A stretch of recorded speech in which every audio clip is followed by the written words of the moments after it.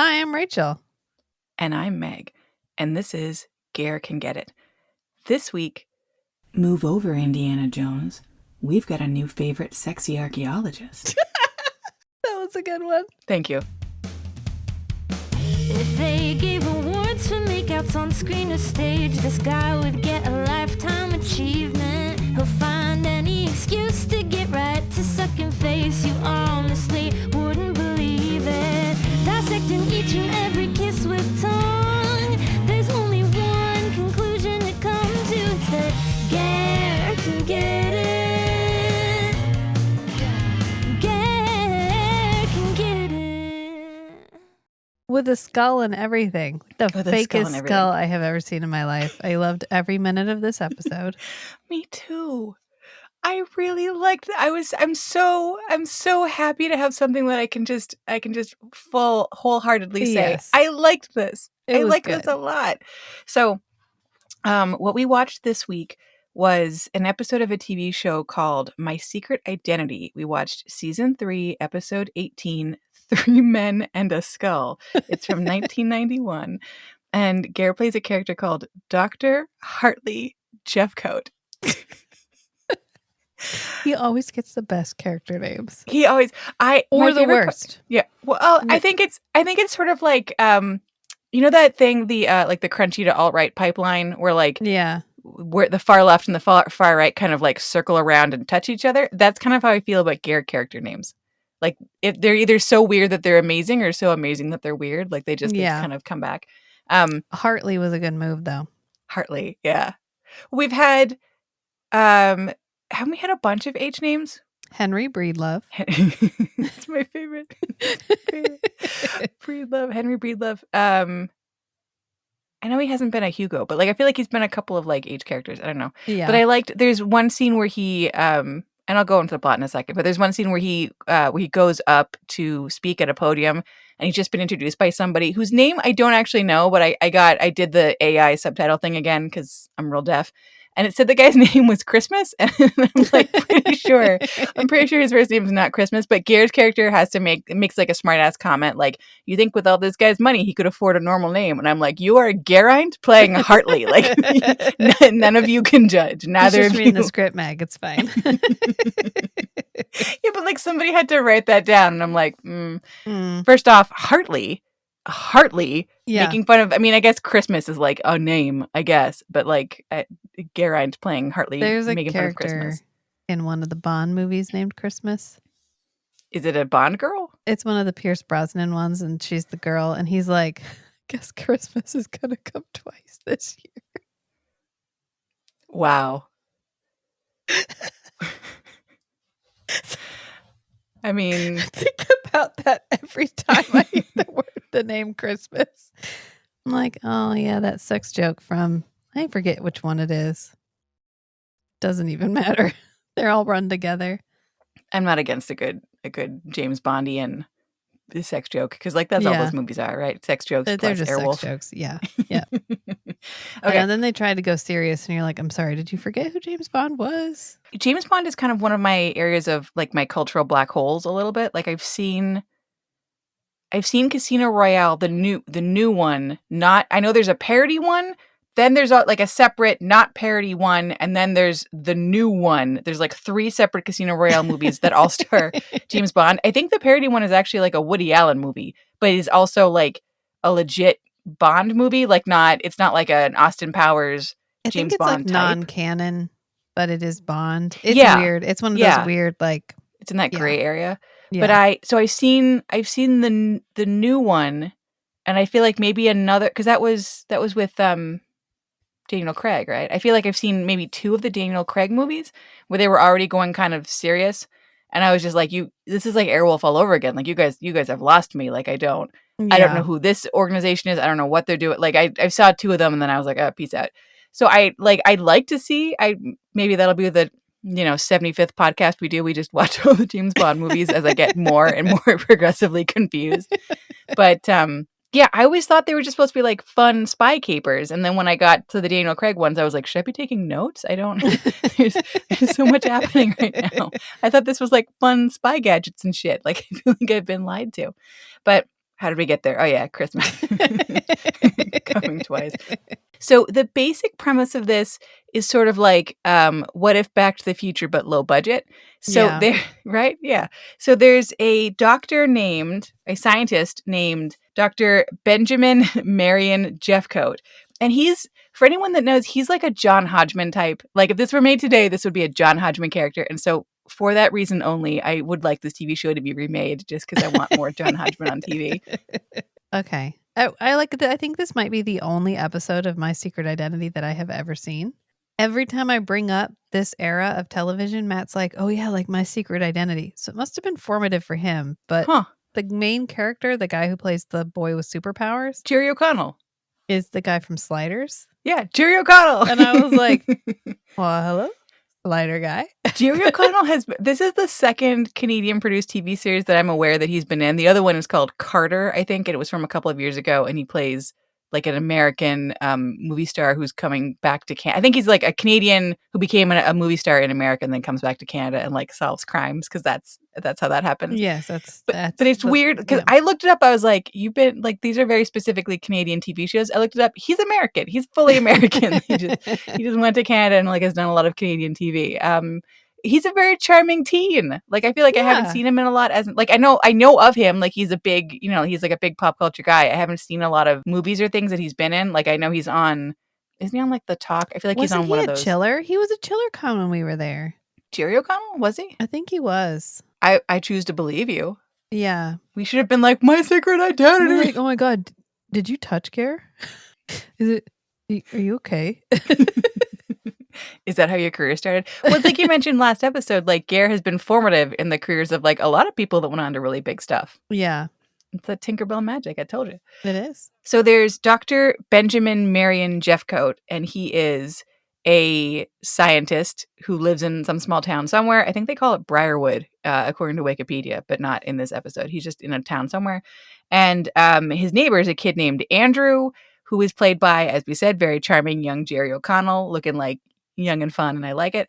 And apparently Jerry O'Connell's character like wanders into the science lab of his science neighbor, Dr. Jeffcoate, and gets zapped with, I think they call it like a proton beam or possibly photon beams. He gets zapped with something sciencey, and it gives him unspecified superpowers that he uses, sometimes when it comes up. That's my favorite part of this. Like, I know. Yeah. Like he's a teenage boy with superpowers. Like, I can run real fast. And you're like, can you go save your friend? And he's like, well, I don't know. There's like a tracking device on him. Why am I gonna go save him? He's fine. I'm gonna run real fast again. It definitely feels like how when we were in elementary school, we would watch Power Rangers, and those characters were meant to be in high school, but the show was aimed at elementary school kids, but you're watching high school kids. That's what this kid feels like. He's like, what if we have a 14-year-old as imagined by a 9-year-old? And I'm like, okay, yeah, I'm getting a little more why this guy is who he is. Yeah, who he is. I'm getting more of who he is and why he is the way he is. But yeah, so I guess he like wanders into his neighbor's lab while the neighbor is shooting off some kind of a beam. He gets powers. They don't seem to matter, but yeah, one of them is that he can run real fast. He can run so fast that it's faster than the naked eye. They do a better job than they did on Bionic Woman, so like I'll give it points for that. Like, they have like papers knocked over, and I'm like, all right, that's how we all agreed that we would show fast things. Like you show like a wind. Like good job for understanding like the tropes that we all use. So, it sort of feels like this Andrew kid maybe helps his scientist neighbor test unrelated science experiments. And then, like when it comes up, when he feels like it, he will use his powers, whatever they are, as ill-defined as they are. So we have the kid helping his neighbor test out a tracker and being like deeply confused about what a tracker is, which was he's like screaming at the screen a little bit. Like he's got a tracker. His neighbor has a computer and they're talking, I think, over like walkie-talkie. And so the kid is like running real fast and he's like, oh, can your tracker track me? And the guy's like, yep. And I'm like, why did you think that you're going to run faster than the tracker? Like, I don't like the tracker's on you, like faster than the beam of information. I don't know. It didn't make any sense. And then he's like, he goes and hides in his locker, and the neighbor's like, oh, I didn't think you could fit in your locker. And the kid's like, how did you know? And I'm like, 'cause it's a tracker. It fucking tracks. Are you in the special class at school? Like, I don't. Why is this? You're having a really hard time with like. I just feel like the standard for kids' TV show. That's about where it was.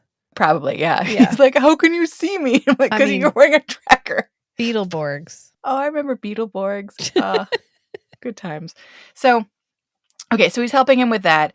And then we find out that Dr. Benjamin Marion Jeffcoate's handsome younger brother's coming to town. And I wrote down like half the shit that comes out of Ger's mouth because it is such.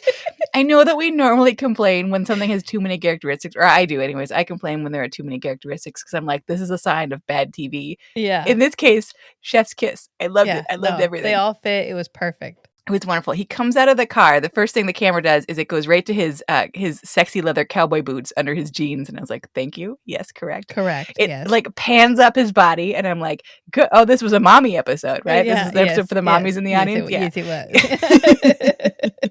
He's got on a long, it's not a trench coat, but it's hard to, like, this coat it's like a top coat. He's wearing a men's like suit top coat, which I feel like we don't have that sartorially anymore. And like, more's the pity, because like a man in a nice top coat, like, I'm here for it. I like it. I think we should bring that back more. But it's like this really beautiful top coat. He's got his little black t-shirt on. He's got his tight jeans. He's got his that 1991 like wavy mushroom haircut that all the cute boys had. Like, just I love it. It's very finale of Dracula. He's got the Klaus hair. Yeah. Yes, he does. And this would be about the same time. This is 1991. So he's just got off being wearing his tennis whites. Yes. Yeah. This is where he went when he got sucked into the fireplace. That's no canon. I'm here. My name is Hartley. Okay, fine. Am I a vampire in this? No. And I can all play right. the piano like really well. Yes.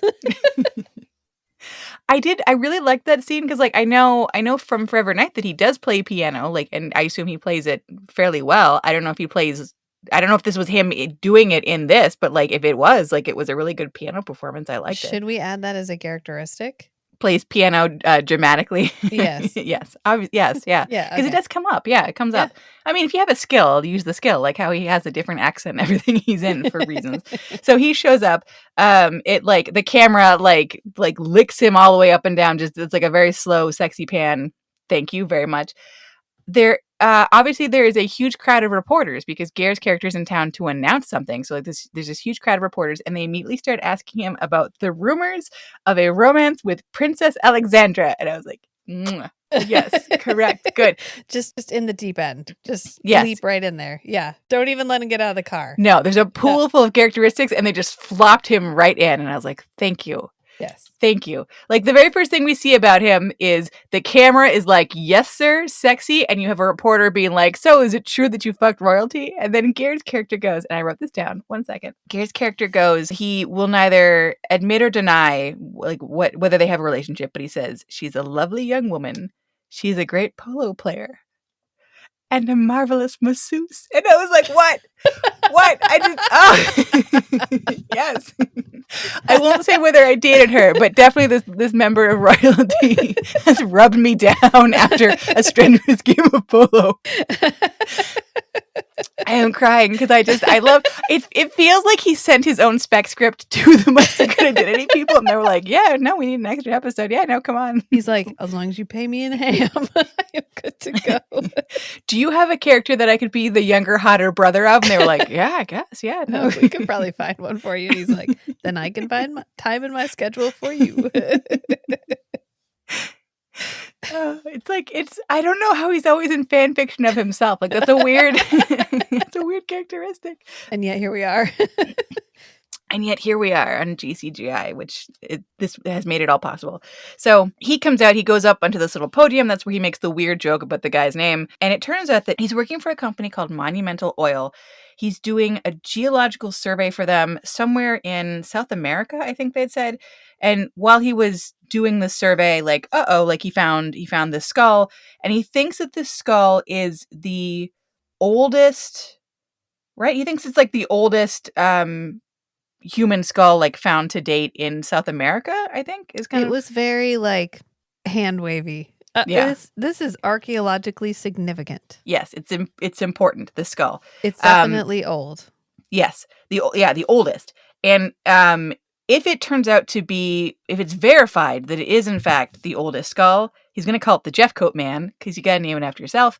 Yeah. And it will. The Monumental Oil Company has said like, oh, this is great. Like we will pay for a full dig if this turns out to be real. And significant. If it turns out to be both real and significant, then we will pay for like a whole dig for you to continue digging in this area and see if you can find anything else of significance. We are fine with that. The company is fine with that.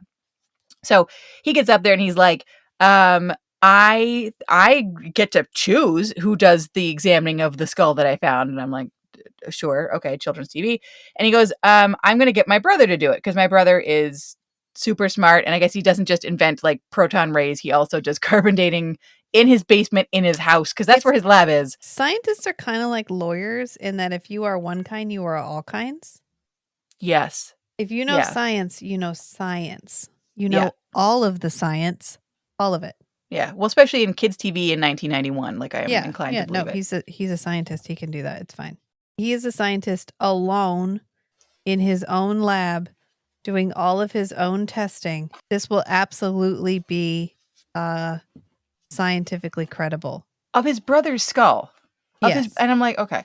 So then we find out that the two brothers haven't talked in like 11 years and they have kind of an antagonistic relationship, which I also love because it feels very much like a throwback to Dracula, or I guess a quick walk back to the very last project that he just did, where he has a character that has to correct something that like anyone else says. So in Dracula, he was always correcting everyone when they gave Shakespeare quotes, or like adding more specificity. I guess maybe that's the trope, adding more specificity. So someone would be like, King Lear, and then he'd be like, yes, Act 5, Scene 3, Line 2, like just to be pedantic.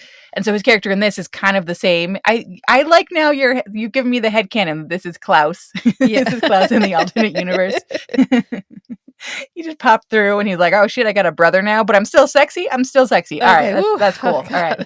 He just grabbed a mirror and he was like, oh God, thank God. Okay. It's fine. I'm fine. I am human. I can be in the daylight and I'm super sexy. That's fine. I don't ever need to see my dad, Bernie Barons again, or Jordy Johnson. I will live here. This is good. So train of thought. Yes. So in Dracula, he was always like being pedantic and correcting people. And then in this, that's the exact same relationship he has with his brother Benjamin. Like his brother Benjamin's like, oh, I haven't seen you in 11 years. And Ger's like, and 6 months. And then the brother's like, in 2 days. And then Ger's like, well, actually 3 days. I passed the international date line. I don't know why I like this as a characteristic. I don't know why it tickles me so much. Just someone being like minutely like extra, like nitpicky, pedantic. It's the extra.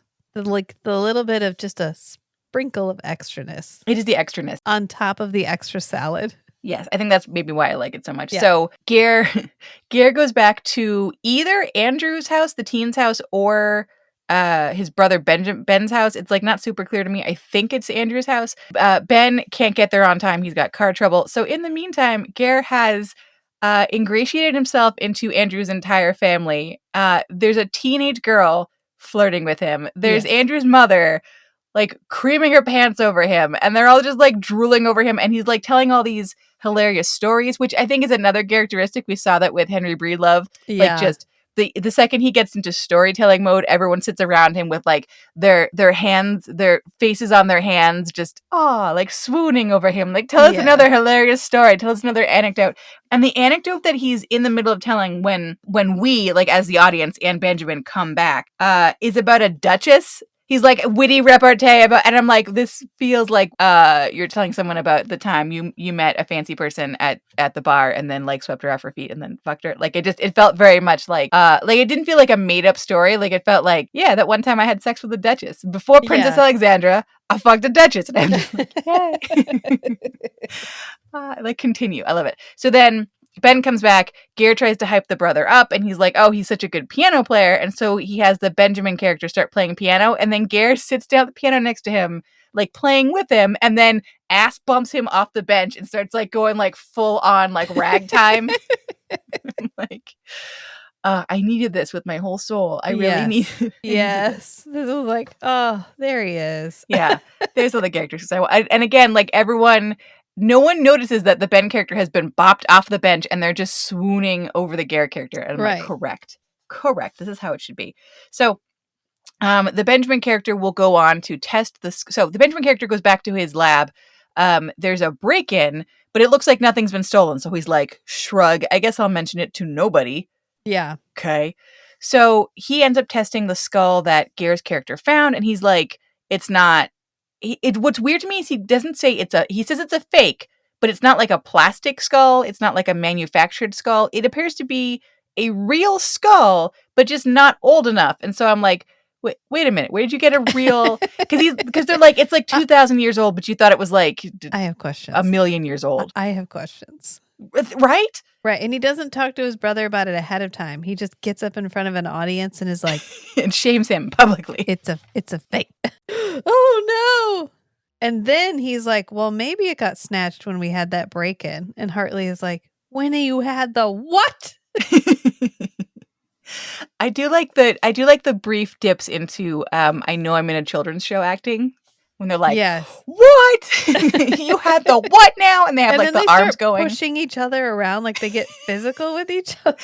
Yeah, and then they accidentally hit Jerry O'Connell in the face. And I was like, this was like, I like that the two adult characters appear shamed by this and they stop because they get into Ger's character is told that there was a break-in and he's like, the fuck happened? You didn't tell me anything about this. And then they do get into a slap fight and the slap fight ends up with them on the floor slapping the shit out of each other, which I appreciate. And then they end up smacking one of them. I think maybe Ger's character ends up like punching Jerry O'Connell in the head. And I'm like, So I appreciate that the characters seem shamed by it, but also like, I feel like you would not film this scene today because it made my whole body go like, oh no, you hit a kid. Oh, I don't like it. Oh, I don't feel good about it.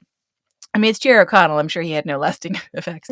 But when Jerry O'Connell gets bopped in the head, Ger's character bends over and picks up clearly a black tooth, like a black from a fossil tooth. And he goes, oh, you knocked this out of the kid's head. And I'm like, do you think this kid, like, do you think something is medically wrong with this kid? Like this. It's a teenager. He doesn't brush. Like if I had seen that, my first thought would have been like pebble. Do you know what I mean? Like your first thought is not living person's tooth. Like this is a black little like stone. And the brother and Benjamin, the main character brother, is like, clearly that's a fossil tooth. Aren't you like a paleontologist? Aren't you like an archaeologist? Like what the fuck do you not know? So they go over to the skull that they have, and Ger's character is like, that tooth is bicuspid. And he's like, this skull in my hands has both bicuspids. So clearly the skulls have been switched out. And I'm like, all right, that took you a long time to meander to that point. But like, I'm glad you're here with us, the audience. Great. Yeah. So they realize Ger's character is like, this skull looks so much like the one that I did find that only someone who had a familiarity with it could have done the switcheroo. And he's like, well, we only introduced one character this whole episode who could fit that description. And it's my assistant, Peter. His last name doesn't matter. I wrote it down somewhere. Peter. You see him at the very beginning. He's like, this is Peter. And he's like, oh, this is my Jerry. I don't know what the guy's name, the main character of the show. Oh, Andrew. His name is Andrew. Andrew. Yeah. They have like equivalent apprentices. Yeah. Although like Ger's character is working as they said paleontologist, I think. So he's like Ger's character. So I thought paleontology was only dinosaurs, and then I looked it up on Wikipedia, and apparently it would be accurate if he's studying skulls that are this old. But I keep having a hard time of not just saying archaeology because I'm simple. So Ger's character is a paleontologist, and he's like, this kid over here, Peter, is my assistant who works for me. That relationship makes sense. His brother is like, hey, I'm a weirdo recluse who builds shit in my basement. This is my neighbor kid who I accidentally zapped with a gun. And I'm like, that relationship makes less sense. I don't like it. I don't like it as much. And I feel like everyone, I know this was like a thing in kids shows. Like you always have like your adult who's your friend and they're safe and they're fine. They're just like your friend who's older than you. Like I get it. Watching it now, though, I'm like, if I am your mother and you're like, I'm going to hang out in my weirdo recluse single man neighbor's basement. Yeah. Some lights are going to be going off. Probably. You might hear me screaming, Mom. It's fine. It's fine. Don't worry about it. He might shoot me with his laser gun again. Yeah. I'm going to have follow-up questions, and one of them is, how quickly can the cops get here? He said it can give me superpowers. That's why I let him do it. Yeah, right? Right? This sounds like a sex crime if you describe this, like, in any way. I'm just like, No. Which is why in the remake, you have to have him played by John Hodgman, who is just sweet and delightful. And you don't have those, you don't think those things. You're like, no, I would never. I know he's played bad guys, I think, on a couple of TV shows, but like, I'm a John Hodgman stan, so I'm not gonna worry about it. I'm gonna be fine, and I'm not gonna write the network angry letters being like, this seems. Yeah, kid, go over there with him. You want to be adopted by him? That's fine. No, go ahead. It's fine. Is this normal? Where were we? Oh yeah. So he's like the only person who could have switched out the skull is my assistant Peter, because he's the only person I introduced you to who could maybe fit that category. So they end up putting a tracking device on Peter. They come over to the lab and they're like, blah blah. I don't remember what they say to him. They say bullshit to him. It is like the one of two times in the entire episode that the kid about whom this entire series is based, the kid who has a secret identity in the show My Secret Identity, it is the only time he uses his fucking superpowers. He like, my favorite part, so Jerry O'Connell's character, they're all together in the basement lab. It's a very small set. Jerry O'Connell's character has to take this very large, like, not quite the size of the palm of your hand, but like the divot in the center of the palm of your hand, like a very big tracker, and stick it on this Peter kid's lapel. Like his whole shirt has to start like slumping to the side. It's so big and heavy, this thing. But Jerry Connell's character has to run up to him faster than the human eye can see and plop it on the kid's collar and then like move back to where he had been standing. Papers and shit fly around him. I'm like, how does nobody, like when you were outside, you were knocking over newspapers. You know what I mean? Like, yeah, but nobody felt that. Yeah, you had your own wind turbine force going on, but like now everyone's like, what? I guess there's just one of those localized basement breezes I hear about sometimes. You know how that happens.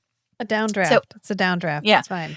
And the brother, so the Hartley character knows that it's the plan to have Jerry O'Connell go faster than the speed of light, I guess, and put this on the kid's lapel and move back. So the Ger character knows that his brother has like conducted unethical science experiments on this neighbor kid. He has no questions. He is fine with it. He's like, I've always looked up to you, big brother. I'm like, yeah, you looked up to him. I don't think he knows they're putting the tracker on him. Well, how would because they're in the car together and they follow the beeping. They follow the tracker. No, both the brothers go with Peter and leave Jerry alone. His name's no, not Jerry, but they track Peter to the hotel. Oh, I don't know. I think Ger's character is just like, well, it's my brother. He's fine. Don't worry about the unethical science experiments on the children. With a tracking dart. I don't care. It's fine. I'm gonna get my skull back.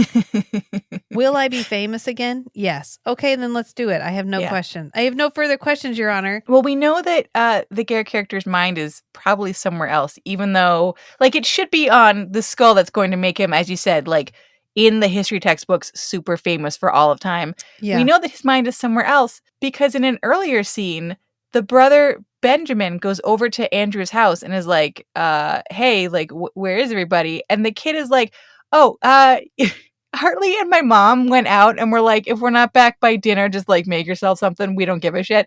And then the Benjamin character's like, it's 7 a.m. Are they? The Andrew kid's like, yeah, I don't know. I guess that man's just gonna fuck my mom. I guess they're just gonna have tantric sex for like 12 hours. And so me and kid's sister here are just gonna play football and I don't know, heat up a pizza.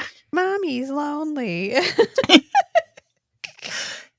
It is such a pure characteristic. Like, you're in this for 3 minutes. Even when you're not on screen, people are talking about your sexual prowess. And if there's a female character and they're like of age, you're gonna hit it. There's no question. There's no fucking question. Even the children understand. Yeah, they're like he is a wild panther. He does what he does.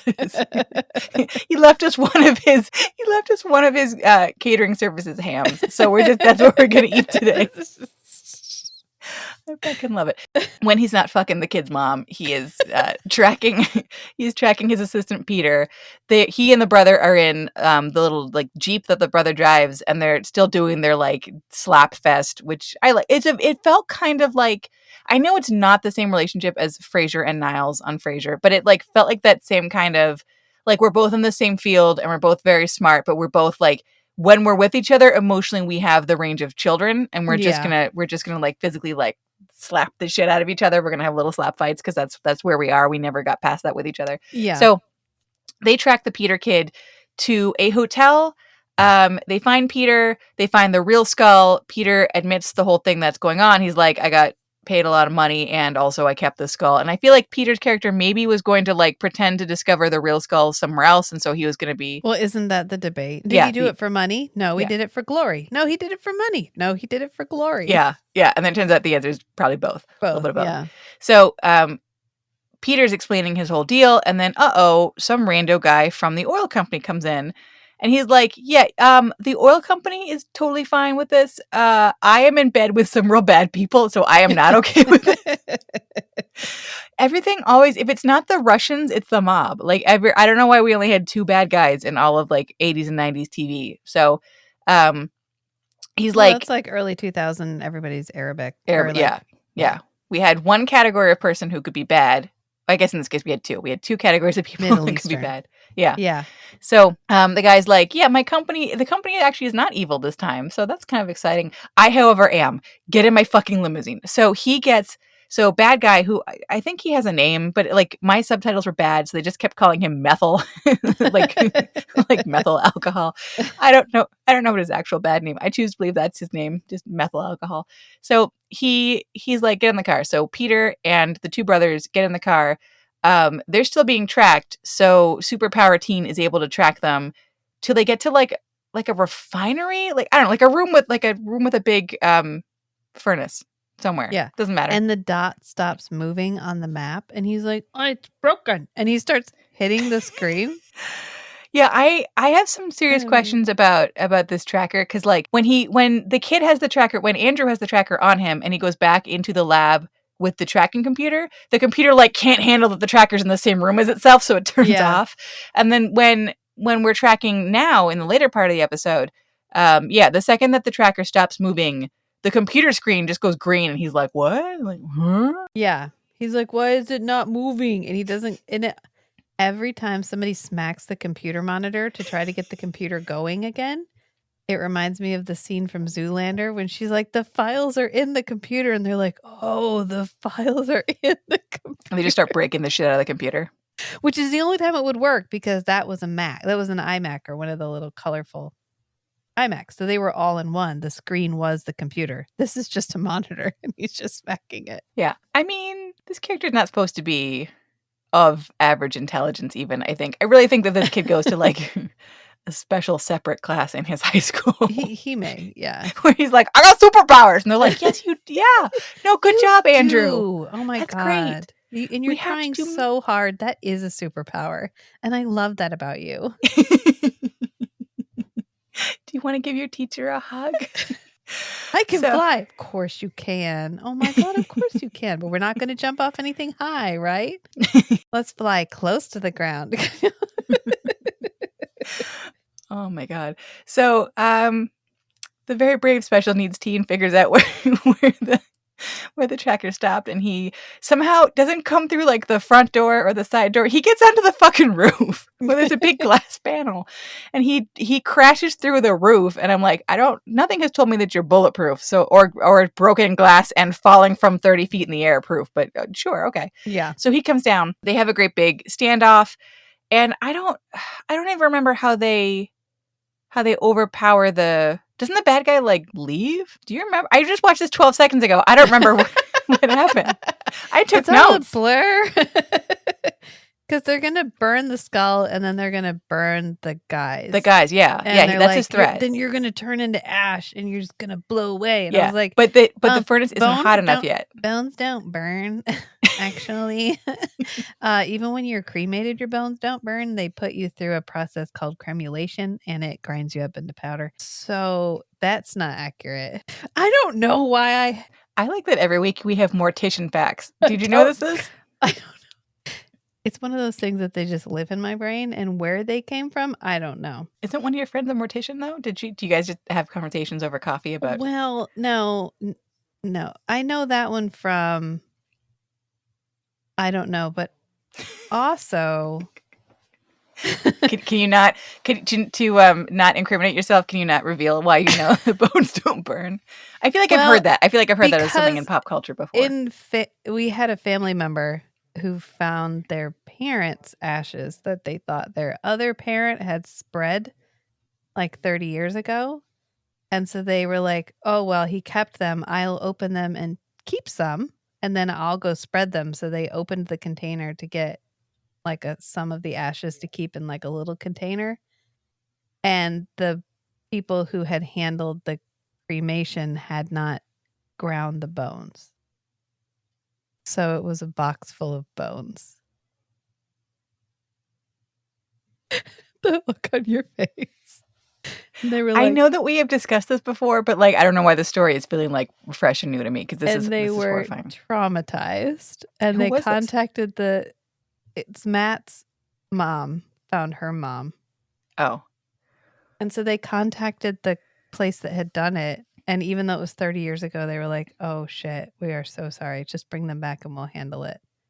So, but wait, I thought when we had talked about this before that it was like a box with like ashes and also bones. Are you saying that they opened it up and it was just bones rattling in there? It was ashes and bones, but like, you don't have a lot of ashes. You have a lot of bones. And so a lot of what you get looks like sand, not ash, because it's literally just crushed bone. Oh, okay. So there was like a little bit of ash, but like a significant amount of bone. Yeah.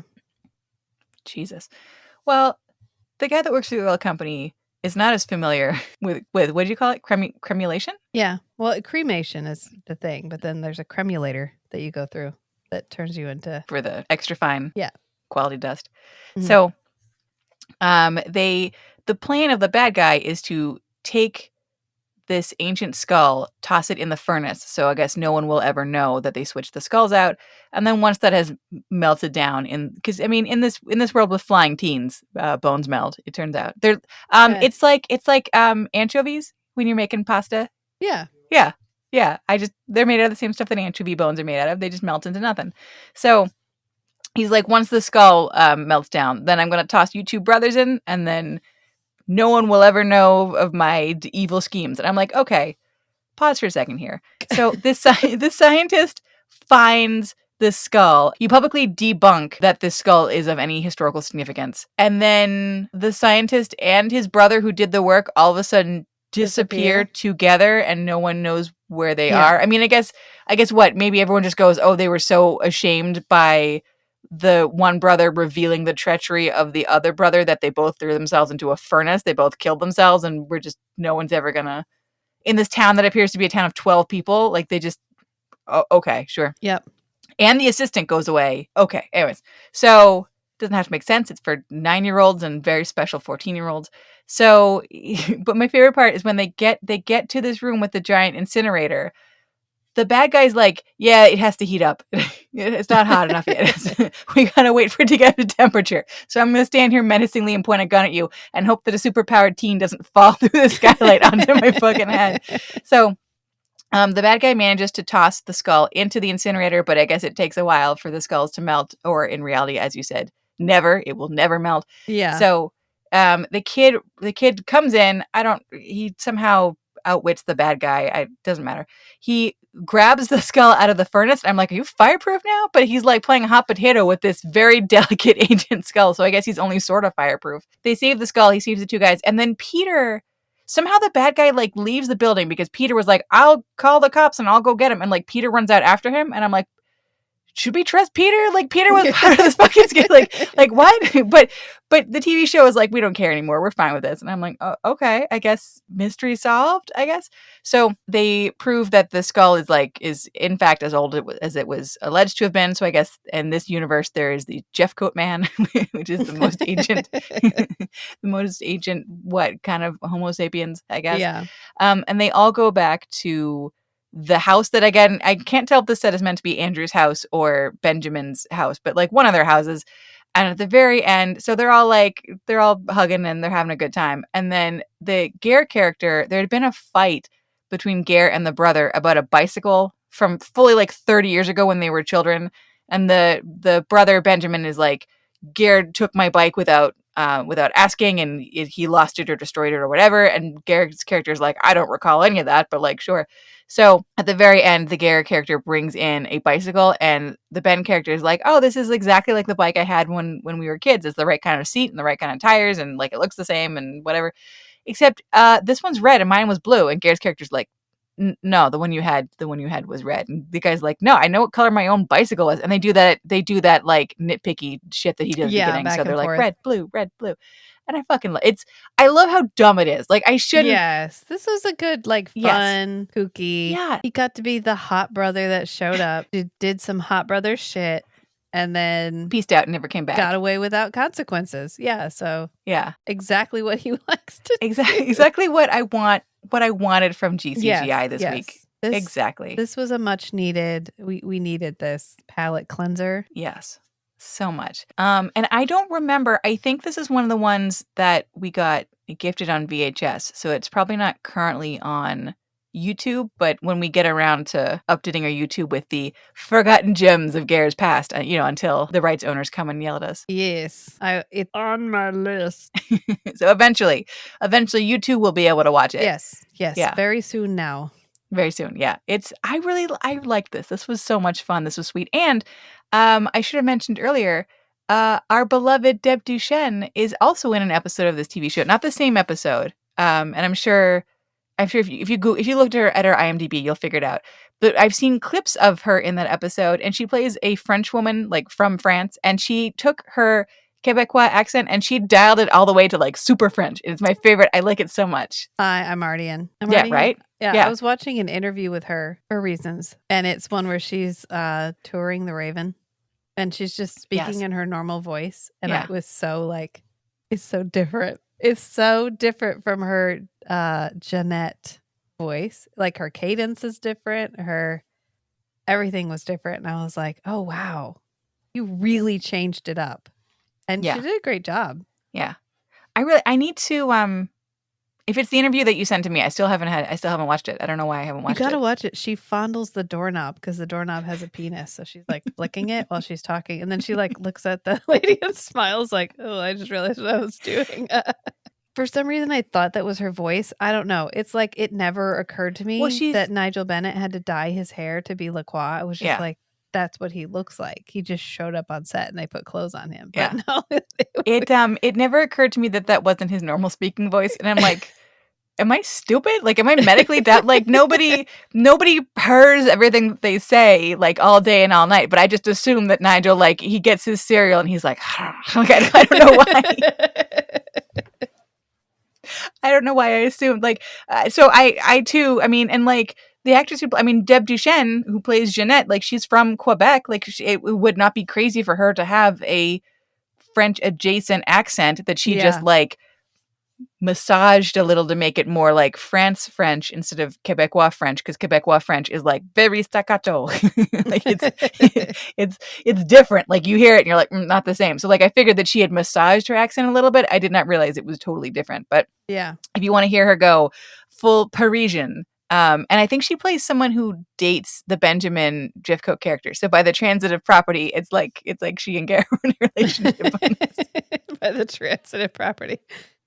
I've seen little clips. I think that's one where the whole episode is available online, because like someone on the Patreon had said, oh yeah, she's in this season, this episode, and I like scrolled through and I saw it, but I haven't watched the whole episode. But like the clips I saw, I love it. It's like Jeanette but daytime. Like I liked it so much. Daytime Jeanette. Daytime Jeanette. So how would you? So this series seems really cute and inoffensive, and I like it, and like more Jerry O'Connell. I'm pro Jerry O'Connell. So how would you rate this? I'm gonna go 5 raised eyebrows out of 5, and that might be a rebound rating, but I'm just gonna accept it for what it is, because sometimes we need time to heal, and this felt like a healing episode after Airwolf. So I'm just gonna accept it, and it's because he was having such a fucking good time. Yeah. Did he do all the characteristics? He didn't hit every single button, but he hit a lot. He hit all the ones that are like the ones that are there, whether or not it's good or bad. There are definitely characteristics that show up mostly in properties where he's just showing up for the sandwich. Oh, like the eyebrow raise at the audience? Yeah, like the haha, I'm in on some kind of joke that we're all in on because this what I'm doing right now, this is a joke. But this was very much like, yes, I shall show up and be the sexy brother. Of course I will. Oh my God. He was probably next door on the soundstage for Dracula, and they were like, hey, you want to come over and be Hartley? And he was like, yeah, it's fine. I got a couple of hours. I can do that. I can bang this out. And he gets in a little slap fight. Like, he just has a good time. He gets to play a piano. He gets to be like, He gets to kinda be goofy and pedantic. He fun gets to and- he yeah. gets to do that like in the Venn diagram of sexy and smart. Like I feel like he likes that sliver in between where he's like, I'm very sexy, but also I have to be like I have to have a profession, like a fancy Yeah. profession. I have to be like the Yeah. smartest, one of the smartest people in the room, but still sexy. Can't be like nerd smart. No, sexy smart. I need to. Yeah. I would also. So I rate this on a scale of enjoyability out of 10 for sloppy wet kisses. You know what? I'm gonna give it a 9.5, and the only reason Nice. I'm taking the half off is because the cremulation. I'm gonna give and so like 50% of that half, so like 0.25 of that half is because of the cremulation, and then the other 0.25 is it's that thing where you're watching a show about high schoolers, but it's aimed at elementary school kids, and so all the high school kids just seem a little bit touched in the head, and so Yeah. it's a little bit because like you have a show. I mean, look, am I mad that they focused this Ger episode on Ger instead of on the plucky teen with the superpowers? No, that was the No. right choice. That was the correct choice, and I'm here. Correct I'm choice. happy for it. But it's weird to have a show called My Secret Identity about a teen with a secret identity, which is that he has superpowers, and the only time he gets to use it is to run around real fast and fall through a skylight. And like I said again, like I think the bad guy got away. I think he got away. Like he just got. I think maybe he gets scared by the plucky teen who's like not injured but falls 30 stories and just comes up covered in Fine. glass. He's the billionaire who owns the oil company. There were going to be no consequences anyway. I mean, that is true. Wow, that just brought it down. Yeah, sorry. Oh, No, but I'm the so company is sorry. fine. The company is happy to do this. So I didn't think he was the head of it. I thought he was like some like VP of development or whatever who just got in real deep with the mob. I think it's that the company is like outwardly happy to do this, but also this is going to cost us our oil well because No, but it's him. He's like, it's me personally. He's like, I personally told this group of investors that this would be okay. Like he made it sound like maybe that's why maybe you're right. Maybe because he was like, I personally will be in the shit. The company is fine with this, but I personally will be in the shit because I guarantee this personally. I kind of thought he meant I guaranteed this with like them not breaking my kneecaps. But you're right. It's investors, not the mob, but they just make it feels like a mob threat against him. But yeah, maybe it's the investors being like, we will pull out of your company and your whole company will collapse. So like maybe the board thinks it's fine, but the board doesn't know that these investors would pull out and the whole company would fall over. Maybe. Yeah. The intricacies of this episode of My Secret Identity may have gone beyond me a little bit, but they're for reasons he's mad about it, and for reasons he runs away, and probably he gets caught, but maybe he doesn't. I don't know. Who knows? Who knows? Corporate responsibility in 1991. Shrug. I mean, he thought that you could melt a skull, so he may not be that bright either. All fair criticisms. Yeah, but I really like this. I really look anything where Garrett's character gets to be like, I can't tell you if I did have an affair with Princess Alexandra, but I can tell you that she tastes like honey. Like I'm just like, yes, yay! It felt like a toe dip back into Dracula, just like a bloop. Yeah. When Like- Dracula, he gets to. It's the plucky teen show again. Yeah. Yes. Yeah. Okay. I thought you meant in the terms of the character, and I was like, he sort of gets to hit on the mom a little bit, like not much. No, it's the like. Although it's the second time he hits on a mom. What? Why is he always hitting on moms? Well, he's either hitting on them or they're hitting on him. Weirdly, That's Oddly, true. That is from yeah. that traumatic inducing. Yeah. Well, like in the what we saw in the episode that will have aired last week, the Hitchcock episode, he's hitting on Mrs. Stacy, who we know is a mom, because she's like, better keep you away from my daughter. You're all mine. This is such a return to form, and like it's not smart, and it's not like thought inducing, but like I didn't need that this week. It was fun. It was fine. It was entertaining. I enjoyed it. He did a good job. Yeah. It was good. I just needed Ger hitting on people and them hitting on him and the camera loving him. I like that too. So yeah. 9.5. It'll be up on YouTube eventually, probably, if my YouTube half gets on that eventually. If only I had. What do I do with all my free time? Well, look forward to that at some point, friends. So on that note, Bye. Bye.